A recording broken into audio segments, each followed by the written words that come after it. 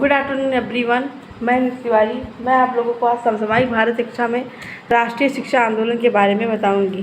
तो क्वेश्चन के थ्रू हम लिखेंगे कि पेपर में इस पैटर्न से आप लोग लिखेंगे तो अच्छा खासा नंबर आएगा। सबसे पहले हम लोग क्वेश्चन को राइट करेंगे। राष्ट्रीय शिक्षा आंदोलन क्या है, इसके उद्देश्यों एवं इसके द्वारा किए गए कार्यों की विवेचना कीजिए। अब हमने इस प्रकार से इस क्वेश्चन को लिख लिया। क्वेश्चन दो मैटर पे दिया गया है। एक तो राष्ट्रीय शिक्षा आंदोलन क्या है, एक यहाँ से हो गया, और एक इसके उद्देश्य एवं इसके द्वारा किए गए कार्यों की विवेचना कीजिए। अब हम सबसे पहले राष्ट्रीय शिक्षा आंदोलन पढ़ेंगे।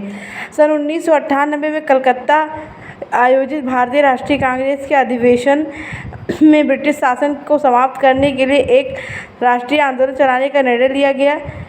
इस अधिवेशन की अध्यक्षता उदारवादी विचारधारा के समर्थक दादा भाई नौरोजी कर रहे थे। आगे चलकर यह आंदोलन स्वदेशी आंदोलन के नाम से भी प्रसिद्ध हुआ था। इस अधिवेशन राष्ट्रीय शिक्षा नीति के संबंध में भी एक प्रस्ताव पारित किया गया था जो निम्न प्रकार था।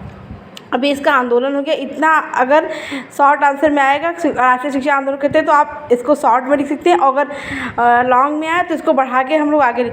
अब समस्त भारत के लोगों के लिए वह समय आ गया जब वे अपने भावी सभी बालकों व बालिकाओं के लिए राष्ट्रीय शिक्षा आंदोलन के प्रश्न पर ईमानदारी विचार और एक ऐसी शैक्षिक व्यवस्था संगठित किए रहे जो राष्ट्रीय आवश्यकताओं के अनुकूल हो। आप लोग इतना दो लाइन लिखे बाद इतना भी लिख देंगे तो ये शॉर्ट आंसर में भी हो जाएगा।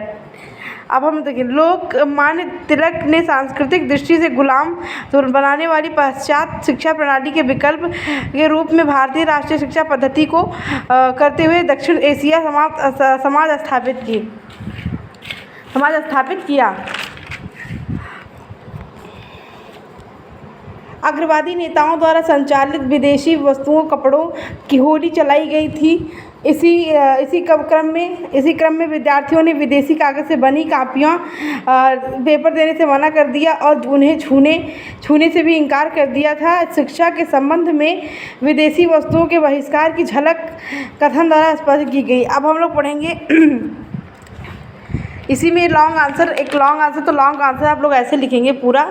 अब हम आगे देख रहे हैं, इसको पढ़ेंगे।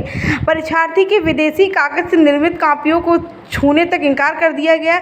बच्चों के विदेशी जूते पहनने तथा बुखार होने पर विदेशी दवा खाने से इनकार कर दिया गया, और विवाह में जाने वाली उन विदेशी वस्तुओं को भेंट लेने से मना कर दिया गया जो भारत में बनाई जा सकती थी। अब हम लोग पढ़ेंगे राष्ट्रीय शिक्षा आंदोलन के उद्देश्य। अब हम लोग इतना तो सबसे पहले राष्ट्रीय शिक्षा आंदोलन क्या है उसके बारे में पढ़ा गया। अब से राष्ट्रीय शिक्षा आंदोलन के उद्देश्य क्या है। इस आंदोलन के निम्नलिखित उद्देश्य सबसे पहले है शिक्षा के भारतीय उद्देश्य। इस आंदोलन का प्रमुख उद्देश्य शिक्षा के उन उद्देश्यों का निर्धारण करना था जो भारतीय संस्कृति और उनकी आवश्यकता अनुरूप हो, जबकि ब्रिटिश शासन यहाँ उन उद्देश्यों को अधिक महत्व देता था जो पूर्व यूरोपीय ज्ञान को प्रसार की आवश्यकता थे। अंग्रेजी भाषा का विरोध। राष्ट्रीय शिक्षा आंदोलन संचालक शिक्षा को अंग्रेजी के स्थान पर अथवा राष्ट्रभाषा के माध्यम से प्रदान कर पक्षधर थे। भारतीय नियंत्रण। इस आंदोलन के मुख्य उद्देश्य में से यह भी था कि भारतीय शिक्षा व्यवस्था पूरा नियंत्रण यहाँ की जनता का ही होना चाहिए। शिक्षा से संबंधित सभी पक्षों पर नीति निर्धारण, संचालन, संगठन, पाठ्यक्रम निर्माण आदि भारतीयों द्वारा ही दिया जाना चाहिए। ये है तीसरा पॉइंट। चौथा पॉइंट राष्ट्रभक्ति जागृत करना। बालकों को इस प्रकार की शिक्षा दी जानी चाहिए जिससे भारत के और गौरवशाली इतिहास, इसके प्राकृतिक सौंदर्य और वैभवपूर्ण संस्कृति के प्रति आस्था व भक्ति जागृत हो। अब पांचवा पॉइंट है व्यावसायिक शिक्षा। जीवन में आगे बढ़ने और समृद्ध समाज का विकास करने के लिए छात्रों को उपयुक्त एवं आधुनिक व्यावसायिक शिक्षा भी प्रदान की जानी चाहिए। आप लोग अगर हेडिंग टू हेडिंग याद कर लेंगे तो आपको लिखने में आराम होगा। सबसे मैटर हेडिंग ही करता है। अब राष्ट्रीय शिक्षा आंदोलन में किए गए कार्य। अब हम लोग कार्य के बारे में जानेंगे कि किए गए कार्य क्या हैं। राष्ट्रीय शिक्षा आंदोलन मूल रूप से राष्ट्रीय स्वदेशी आंदोलन का ही एक भाग था। कर्जन की भारत विदेशी नीतियों और बंगाल विभाजन ने उसे और तेज करने से महत्वपूर्ण भूमिका निभाई थी। अतः जैसे राष्ट्रीय शिक्षा आंदोलन ने गति पकड़ी तो हजारों छात्र विदेशी पद्धति के कॉलेजों को त्याग कर स्वतंत्रता आंदोलन में कूद पड़े। उस समय इन छात्रों को शिक्षा के लिए भारतीयता से ओतप्रोत विद्यालय की आवश्यकता अनुरूप हुई। अतः राष्ट्रीय शिक्षा आंदोलन द्वारा ये सर्वाधिक महत्वपूर्ण कार्य ऐसी शिक्षा संस्थानों करना था जिनमें इन देशभक्त छात्राओं की समुचित शिक्षा का प्रबंध किया जा सके, और इस आधार पर इस आंदोलन के नियम कार्य गिनाए जा सकते हैं। अब हम लोग एक पॉइंट आप लोग देख लीजिए। उक्त छात्रों की शिक्षा के लिए बंगाल में 15 अगस्त 1906 को एक राष्ट्रीय शिक्षा वर्धन समिति का गठन किया गया, जिसकी अध्यक्षता गुरुदास बनर्जी को सौंपी गई। इस समिति ने रविन्द्रनाथ टैगोर और रास बिहारी बोस जैसे विद्वानों के सहयोग में प्राप्त धन एकत्रित किया और व्यापक पैमाने पर प्राथमिक शिक्षा से लेकर उच्च शिक्षा तक की एक बृहत योजना बनाई।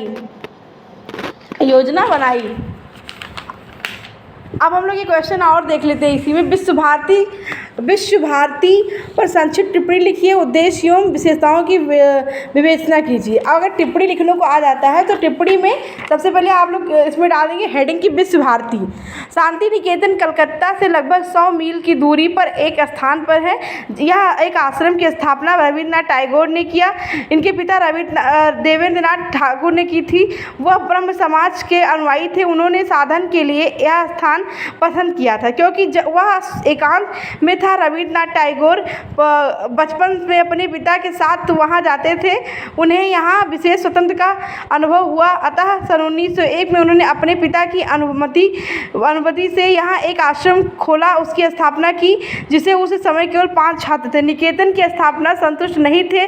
उनका विचार था कि एक ऐसे शिक्षा केंद्र की स्थापना की जाए जहाँ पूरब और पश्चिम को मिलाया जा सके। इसी उद्देश्य की प्राप्ति के लिए टैगोर ने सन 1921 में शांति निकेतन में विश्व भारती एक अंतर्राष्ट्रीय विश्वविद्यालय के रूप में प्रविख्यात हुआ। विश्व भारती के शैक्षिक उद्देश्य देख लीजिए।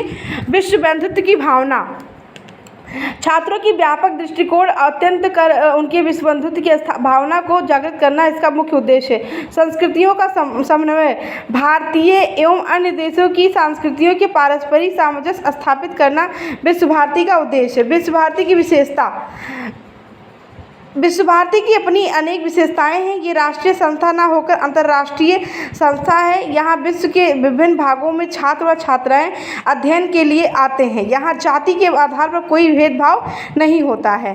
आपको ये वीडियो कैसा लगा please like, comment and subscribe करके हमको बताएं। धन्यवाद।